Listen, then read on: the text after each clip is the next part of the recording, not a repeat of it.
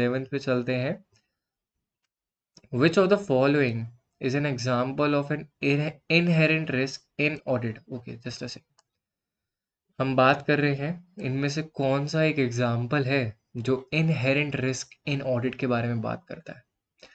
Inadequate segregation of duties, lack of independence of the auditors, complexity of the company's financial instrument, weakness in the internal control system। तो ये हम बात कर रहे हैं कौन सा एक एग्जाम्पल है of inherent risk in duty, जो एक रिस्क है, राइट? तो अगर हम देखें एक इनहेरेंट रिस्क है जो ऑडिटिंग में, पहले मैं थोड़ा टाइम दे देता हूँ आपको, आप भी थोड़ा सोच के गेस करो। हमने अभी इन्वेंट्री वैल्यूएशन करा, 10 क्वेश्चंस कर लिए, अभी 11th क्वेश्चन पे हम बात कर रहे हैं कि कौन सा एक एग्जाम्पल है of an inherent risk in an audit का। ठीक है, क्या है वो? इनएडुकेट सेग्रीगेशन ऑफ ड्यूटीज, मतलब जो ड्यूटीज बांटी जाती है वो फेयरली नहीं बांटी जाती, किसी को ज़्यादा किसी को कम बांटी जा रही है, तो ये प्रॉब्लम है। सेकंड क्या है? Lack of independence of the auditors, क्या जो ऑडिटर्स है वो उतने इंडिपेंडेंटली ऑपरेट नहीं कर पाते। थर्ड क्या है? Complexity of the company financial instrument, is that N inherent risk in audit, मतलब होता ही होता है। Weakness in the internal control system, could that B the right option? Okay, तो अब बताते हैं क्या है इसमें। अगर हम बात करें following is an example of inherent risk, जो हमारा एक माना ही जाता है, ठीक है, वो है हमारा weakness in the internal control system. Just a second, right? तो हम मानते हैं कि जो इंटरनल कंट्रोल सिस्टम है वो वीक होता है, और उसको जब हम ऑडिटिंग करते हैं उसको बहुत स्पेसिफिकली देखना पड़ता है कि जो ये इन्होंने स्टेटमेंट प्रोवाइड करी क्या ये सही है, क्या ये एक्चुअली में जो फिगर रिप्रेजेंट करती हैं और ये जो बता रही है वो बिल्कुल सच पिक्चर डिपिक्ट करती है कि नहीं करती है। So this is one of the major example of an inherent risk in audit, right? अब बात करते हैं which financial ratios are use to measure a company profitability. अब क्वेश्चन नंबर 12 आ गया है, कौन सी फाइनेंशियल रेशियो का यूज करा जाता है कंपनी की प्रॉफिटेबिलिटी को मेजर करने के लिए? Debt to equity ratio, return on assets, gross profit margin, earning and earning per share. ठीक है, अगर आप if you are following stock market, अगर आप थोड़ा सा भी स्टॉक मार्केट जानते हो तो आपको पता चलेगा कि कंपनी की प्रॉफिटेबिलिटी के लिए कौन सी रेशियोज को यूज़ करा जाता है, किसको नहीं करा जाता।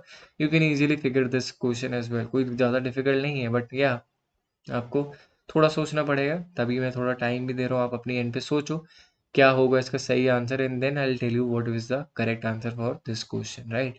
थोड़ा गेस कर लोगे, and right, till now we have covered 11th question and this is now 12th one, right? तो अभी तक आपके कितने सही हैं कितने गलत हैं, make sure that you are keeping a check.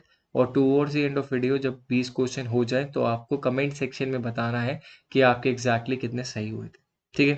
तो अब बात करते हैं इसमें क्वेश्चन में। So gross profit margin, these are measure to company profitability पता लगाता है। फिर उसके बाद अर्निंग पर शेयर, डेफिनेटली आपकी अर्निंग कितनी हो रही है पर शेयर, आप कितने पैसे दे के कितने अर्न कर पा रहे हो, एक शेयर पे आपको कितना अर्निंग मिलती है, so that is EPS. Then return on asset, that is also what आपकी प्रॉफिटेबिलिटी बताता है कि आपने कितने एसेट्स के बदले में आपको कितना पैसा मिल रहा है, जितना भी आपने एसेट खड़े करे हैं उसके बदले में आपको कितना रिटर्न मिल रहा है। Debt to equity doesn't show this, आपका ये बताता है कि आपको कितना आपने डेट से पैसा रेज करा है, कितना आपने इक्विटी से पैसा रेज करा। So debt to equity is an odd one out here. So option number 2, B, C and D are the right one in this question, ठीक है? Now let's move on to question number 13। Question number 13 पे चलते हैं। Which accounting principle require that expenses should be recognized in the income statement when they are incurred rather than when they are paid? हम बात कर रहे हैं यहाँ पे अकाउंटिंग प्रिंसिपल की, जहाँ पे एक्सपेंसेस को रिकॉग्नाइज करना चाहिए इनकम स्टेटमेंट में when they are incurred rather than they are paid। तो पेड से हमें कुछ मतलब नहीं होता, हमने बहुत बार देखा था कि पेड से कुछ मतलब नहीं है। हमें ये पता लगाना है कि कौन से एक्सपेंसेस कहाँ रिकॉग्नाइज होने चाहिए, कब रिकॉग्नाइज होने चाहिए, किस टाइम पे रिकॉग्नाइज होने चाहिए, ठीक है?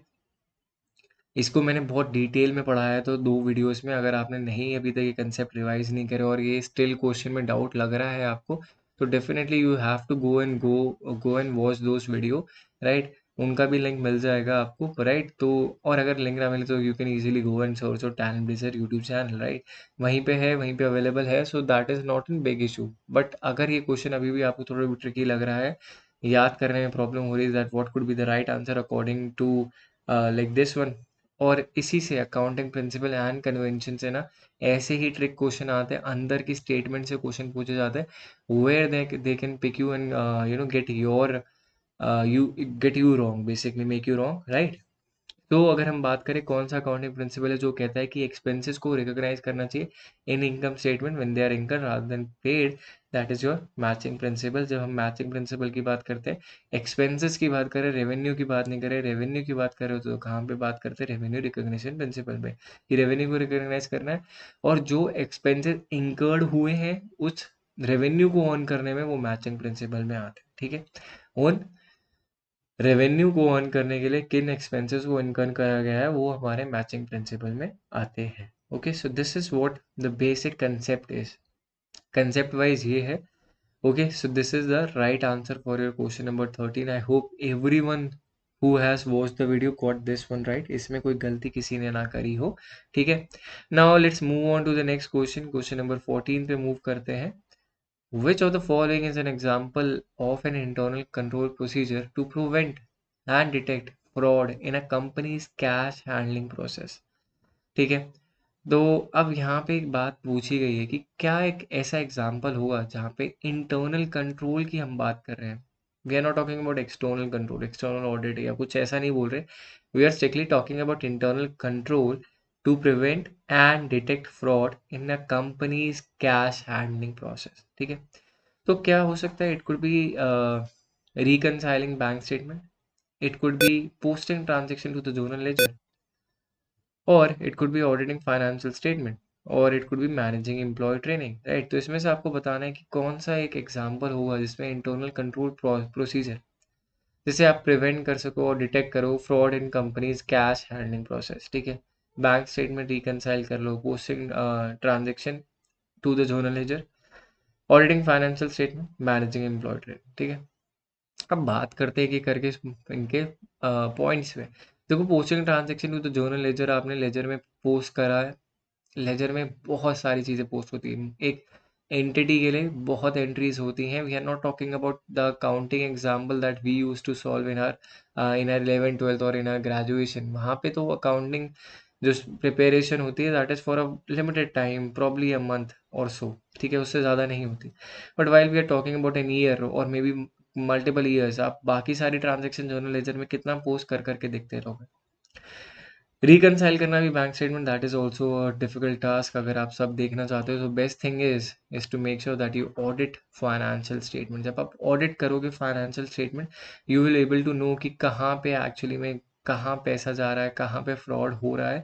You will know each and everything. That is why auditing is very important and crucial, ठीक है, राइट। तो बात करते हैं क्वेश्चन नंबर 15 की। Under the generally accepted accounting principle, जिसको हम बोलते हैं GAAP, journally accepted accounting principle gap, which financial statement is prepared first when compiling a set of financial statement?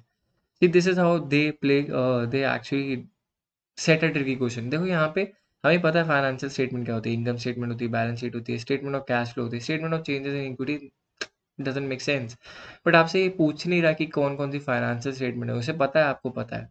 वो ये पूछ रहा है कौन सी फाइनेंशियल स्टेटमेंट एक्चुअली में प्रिपेयर करी जाती है फर्स्ट जब आप कंपाइल करते हो सेट ऑफ फाइनेंशियल स्टेटमेंट। जब आप बहुत सारी फाइनेंशियल स्टेटमेंट बनाते हो, which one is the first one जो आप सबसे पहले बनाते हो। तो there is a trick basically trying to confuse you कि कौन सा पहला बनाया जाता है, right. So I am giving you some time to figure it out on your own कि कौन सा एक्चुअली में is the first one, right, to be prepared, जो सबसे पहले बनाता है। ओके, अगर आप थोड़ा सा भी कंसेप्ट पे ध्यान दे दो और मे बी एक बार ही आप इस पे गेस भी कर दोगे ना, तब भी you will reach the right answer, ठीक है।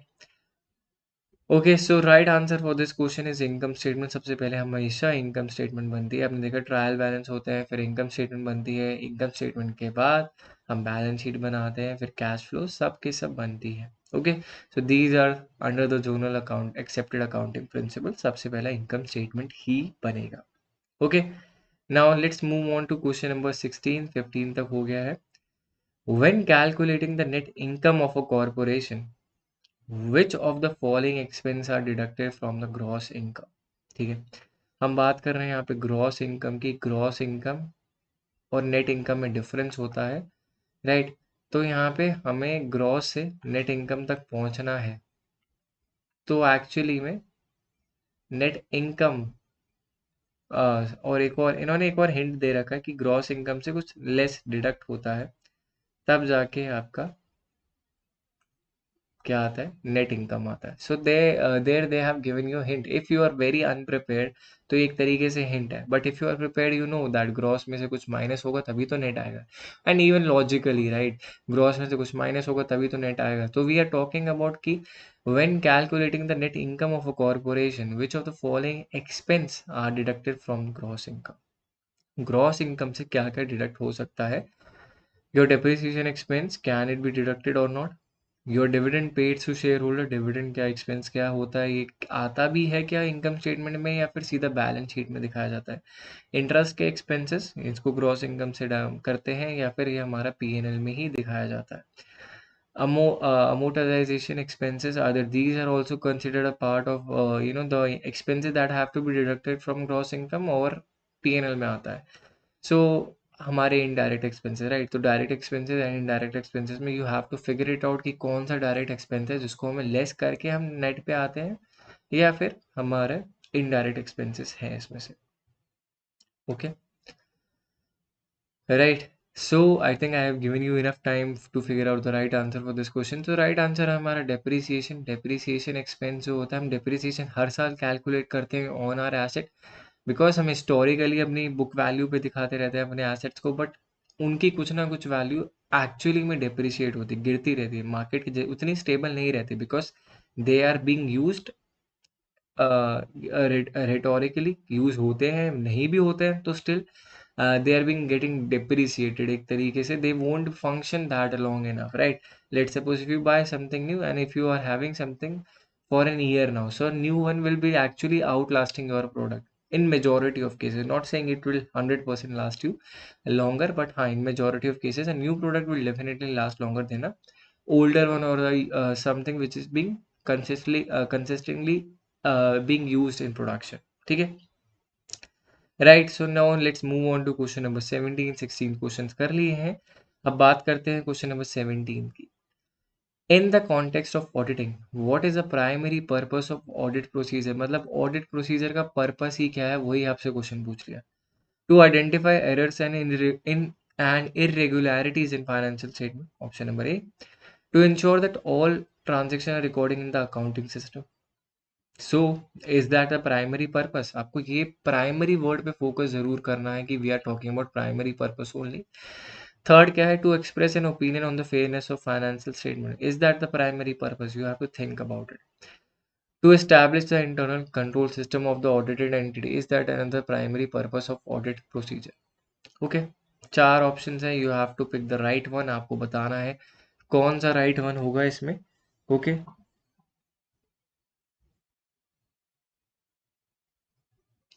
आपसे पूछा है इन the context of auditing what is the primary purpose of audit procedures. पहला कि आइडेंटिफाई करना एरर इरेगुलरिटीज को इन फाइनेंशियल स्टेटमेंट। दूसरा क्या है कि इंश्योर करना सारी ट्रांजेक्शन रिकॉर्ड हो अकाउंटिंग सिस्टम में। थर्ड है to express an opinion on the fairness of financial statement. और फोर्थ है to establish an internal the internal control system of the audited entity. ठीक है, राइट। तो I think I have given you enough time to think about this question. काफ़ी time दे दिया है मैंने। देखो, प्राइमरी पर्पस पे बात कर रहा है, मैं तब से बोल रहा हूँ this focus upon this word primary, right. अब ये क्या है? Express an opinion on the fairness of financial statement, this is very well a purpose of audit procedure, but a primary purpose no, not a primary purpose. Secondary purpose definitely है, ठीक है। To establish the internal control system of the audited entity, या that could be very well purpose of audit procedure, but is that the primary purpose? No, it isn't. To ensure that all transactions are recording in the accounting system, ना ये भी इनका काम नहीं होता है। इनका काम होता है कि सब ऑडिट में है, उसको फिर चेक करना कि सही से है कि नहीं। Okay, so this is also not an primary purpose of audit procedure. So which one is? To identify error and irregularities in financial statement. आपका काम ही है कमियां निकालना। आपका काम है पता लगाना कि कहाँ पे गड़बड़ हो रही है, और जहाँ पे गड़बड़ हो रही है that you have to figure it out and report it. ठीक है, आप फिगर आउट करोगे, आप रिपोर्ट करोगे, only then the companies will be actually able to resolve the problems and will find the meaningful solutions। Okay, तो वही है इनका प्राइमरी पर्पस, कि कुछ भी इरेगुलरिटीज है, कुछ भी एरर्स है, उनको पता लगाओ, फिर उसके ऊपर करेक्टिव एक्शन लिया जाएगा from the company, right. So that is what the primary purpose of audit procedure is. Okay, so let's move on to question number 18। हम बात करते हैं question number 18, another ratio related question. Which financial ratio measures the company ability to meet its short-term obligation with its short-term asset?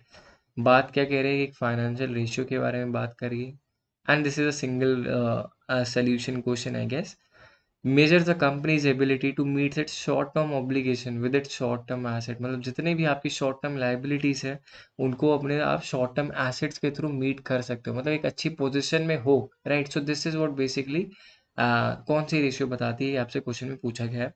चार option है, पहला है debt to equity ratio, then there is current ratio, then there is return on asset ratio, and then there is price to earning ratio. मतलब आप कितने पैसे, 1 रुपये खर्च करके आप कितने पैसे कमा पा रहे हो, बेसिकली पी रेशियो होती है, right. So anyone who is actually into analysing company's balance sheet, so they must be knowing about the ratios as well. तो पी रेशियो क्या है, कितनी अच्छा, कितना 1 रुपये खर्च करके they are earning how much of the money, मतलब कितने प्राइस खर्च करके उनको कितनी अर्निंग होती है, बेसिकली वो पता लगाता है। पॉजिटिवली कितनी मानी जाती है, अगर बहुत ज़्यादा पी हो तो वो हम पॉजिटिव नहीं मानते कि बहुत ज़्यादा पैसे खर्च करने पड़ रहे हैं to earn some amount of money. So that is not a good picture कि बहुत ज़्यादा हाई पी हो। सो बेसिकली अगर आप 100 रुपये खर्च, लेट सपोज 1000 रुपये खर्च करके 100 रुपये अर्न कर रहे हो, सो that is not a good look, वो अच्छी बात नहीं है, ठीक है। तो ये हमारे चार रेशियोज हैं, इसमें आपको बताना है which financial ratio measures a company ability to meets its short term obligation with its short term asset. ठीक है, राइट। अगर आपने वीडियो अच्छे से देखी है, you can still give the right answer, because मैंने इससे रिलेटेड हमने डिस्कस करा है, and a part of it is the right answer as well. ठीक है, जो हमने क्वेश्चन डिस्कस करा था उसका एक पार्ट ही सही आंसर है। आई think I have dropped enough hints for this one, and the right answer for this question is current ratio, right. So current ratio जैसे मैंने बताया था आपको, current assets upon current liability, मतलब आपके पास कितने करंट एसेट है जो आपके करंट ऑब्लिगेशंस को मीट कर सकते हैं, कितनी आपकी करंट लाइबिलिटी को पे ऑफ करा जा सकता है। So this is what basically current ratio is, right. तो हम इस पे ही डिस्कस करते आ रहे हैं, and this is what we have to focus upon। This is current ratio where we are talking about current asset meeting up the current liabilities. ठीक है, short term obligation होती है हमारी करंट लाइबिलिटीज, और हमारे शॉर्ट टर्म एसेट्स होते हैं। Okay, now let's move on to question number 19। बात करते हैं क्वेश्चन नंबर 19 पे। What is the primary responsibility of the audit committee within a publicly traded company's corporate governance structure. ठीक है, क्या primary responsibility होती है एक ऑडिट कमेटी की within a publicly traded company's corporate governing structure. ठीक है, prepare करना फाइनेंशियल स्टेटमेंट को, रिव्यू करना oversee and the external audit process, manage the company day to day operation, and approve all major decisions. तो आपको ये बताना है कि प्राइमरी रिस्पॉन्सिबिलिटी क्या होती है एक ऑडिट कमेटी की within a publicly traded companies government structure. ठीक है, सोच के बताओ क्या होगा। This is the 19th question of the day. 19th question है, एंड थिंक अबाउट कि कौन सी प्राइमरी रिस्पॉन्सिबिलिटी होती है ऑफ द ऑडिट कमिटी। ठीक है, पब्लिकली ट्रेडेड कंपनी है, कॉर्पोरेट गवर्नमेंट की स्ट्रक्चर की बात कर रहे हैं, कॉर्पोरेट गवर्नेंस की। Okay, review and oversee the external audit process, manage the company day-to-day operation, approve all major investment decision. So चलो हम थोड़ा थोड़ा आंसर की तरफ बढ़ते हैं धीरे धीरे। देखो फोर्स मैं कुछ ऑप्शंस मार्क करूंगा जो गलत है। Approve all major investment decision, why this is an not an audit committee call, उनका कॉल नहीं है कि आप कहाँ अपनी मेजर इन्वेस्टमेंट कर रहे हो, राइट। तो उनकी उनसे उनका रिलेटेड नहीं है, so this is not the part of the right answer what we were discussing or thinking of। फिर manage the company day to day operation, नहीं मैनेजमेंट है पूरी कंपनी की जो देखती है, जिनका काम है, जिनके लिए उनको पे करा जा रहा है. Why would an audit committee will be actually be bothered about this? Prepare the financial statement, नहीं, this is also नहीं, this is also the wrong answer कि financial statement को prepare करना है, नहीं, वो भी गलत आंसर होगा. The right answer for this question is review and oversee external audit process. जो आपकी primary responsibility होती है उसको review करना और उसको oversee करना आपकी external audit process को, कि जो external audit हो भी रही है, is it going according to this rules and set of rules and regulation that the Indian government has set, right? So this is where the primary responsibility comes in, right? आप ये नहीं कहोगे कि financial statement बन गए कि नहीं बन गए, वो आपका काम नहीं है, वो अकाउंटिंग वालों का काम है, that they will look after. ठीक है, मैनेज करना आपका काम नहीं है, that is also management work, आप नहीं करोगे, आप ऑडिट कमेटी में आपका ये सब काम नहीं है. फिर अप्रूव करना all major investment decision, no you are not the one at the top hierarchy, आप सीईओ नहीं हो. ठीक है, तो दो investment decisions are being taken up by the top or the higher authority people. So this is where the primary responsibility comes upon. तो primary responsibility क्या है? रिव्यू करना और ओवरसी करना एक्सटर्नल ऑडिट के प्रोसेस को. ठीक है, now let's move on to the last question of the day, question number 20. And before I actually shows you what are the option for this question, I want each and every one to actually just keep a check कि आपने 19 questions में से कितने question सही करे हैं कि नहीं करे, राइट. एंड जो भी बच्चा अभी तक पार्टिसिपेट नहीं कर रहा था, मेरा बस एक सिंपल सा उनको सुझाव है. what will actually go wrong if you try to attempt questions at your end? क्या गलत हो जाएगा कि अगर आप क्वेश्चन अपने एंड पे अटेम्प्ट कर लोगे तो, right. What is the major shortcoming? इसमें कोई शॉर्ट कमिंग नहीं है, राइट. It's all positive. आप ये सोचो कि I get to know about what are the right things that I have to do. अगर if you think that you are very well prepared, so why not go through all the previous year question videos, देखो उसमें, checkout करो आपको कितना आता है नहीं आता, राइट. नहीं अटेम्प्ट करने से अच्छा है आप एक बार अटेम्प्ट तो करो, कहीं पता आपको चले कि मेरा जो मेरे अकॉर्डिंग सही आंसर तो एक्चुअली में गलत है. जब तक नहीं पता चलेगा, जब तक आप खुद का दिमाग नहीं लगाओगे, you will be missing out a part where you're actually will be developing your critical thinking ability, right? Critical thinking ability is very important आज के टाइम पे. that is what missing. They actually think that every like I have seen many students, many aspirants, what they basically think है मैं यहाँ से ये cover कर लूँगा, हाँ वहाँ से वो कवर कर लूँगा, ये कवर कर लिया, वो कवर कर लिया. and they think that I have to cover each and everything so many times कि मेरा बिल्कुल ही प्रिपरेशन बहुत अच्छा हो जाए. एंड उसके लिए आपको 2-3 साल लगा देंगे वो. उसके बाद they will get frustrated because उनका क्लियर नहीं होगा एग्जामिनेशन, राइट. तो उतना भी नहीं उसको स्ट्रेच करना है. Why? Because if you stretch to that extent, आप उससे भी ज़्यादा एफर्ट्स लगा रहे हो that is required to clear the examination, you will get frustrated. Why? And there are chances that you won't be able to succeed in the examination as well, because every examination has its pros and cons and has it their own techniques to clear. अगर आप वो technique नहीं लगा रहे हो, you're missing out some part. ठीक है, अब अभी तक आपने नहीं करा है, सो आप पीछे जाओ, सारे क्वेश्चन को फिर से अटेम्प्ट करो और मेरे साथ यहाँ पे वापस आओ, बिकॉज ज़रूरी है. क्वेश्चन नंबर 20 पे we all are together at question number 20, उस लेवल पे आ चुके हैं. And will discuss upon further things जब ये क्वेश्चन डिस्कस हो जाएगा. ओके, अब बात करते हैं इस क्वेश्चन नंबर 20 में कि क्या है primary purpose of an income statement in financial reporting. Primary purpose की बात कर रहे हैं किसके? एक इनकम स्टेटमेंट की इन फाइनेंशियल रिपोर्टिंग. क्यों बनाने की ज़रूरत है? नहीं बनाते तो क्या प्रॉब्लम है?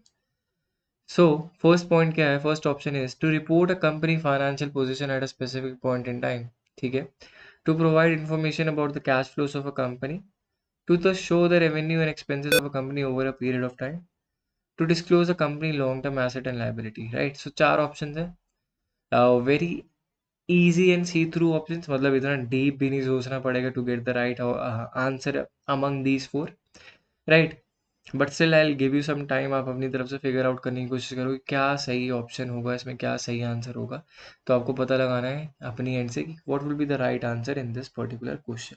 ठीक है, प्राइमरी पर्पस पूछा गया है of an income statement in financial reporting. 4 option दे रखे हैं कि क्या कंपनी का फाइनेंशियल रिपोर्ट बताता है eight a specific point in time,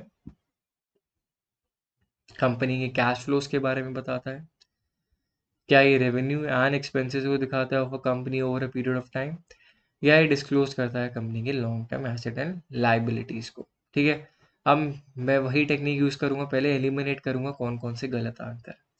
तो disclose a company long term asset and liability नहीं भैया, आप नहीं करते इनकम स्टेटमेंट में, आप हमारा बैलेंस शीट करता है। ठीक है, बैलेंस शीट कर देता है वो काम, तो उसके लिए हम बैलेंस शीट का यूज़ करते हैं। इनकम स्टेटमेंट की हम बात कर रहे हैं।